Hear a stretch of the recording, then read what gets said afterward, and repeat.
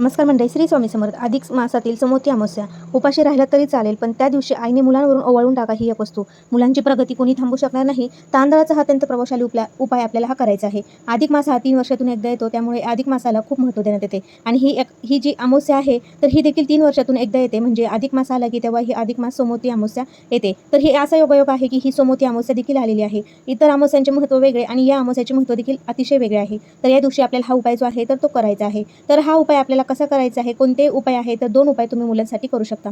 सकाळी लवकर उठायचं आहे, स्नान वगैरे करून घ्यायचं आहे, नित्यकर्म आटपून घ्यायचं आहे. 2 मुलं असेल, मुलं-मुली कुणासाठी तुम्हाला हा उपाय करता येईल. छोट्यांपासून मोठ्यांपर्यंत तुम्ही हा उपाय करू शकता.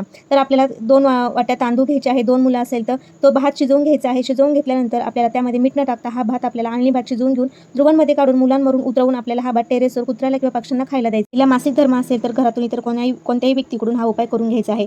सुतक विटळ असेल तर हा उपाय करता येणार नाही. मुला-मुलींसाठी कुणासाठी तुम्ही हा उपाय जो आहे तर तो करू शकता. जसं मोती अमावस्याला तुम्हाला हा उपाय अजिबात करायला विसरायचा नाही.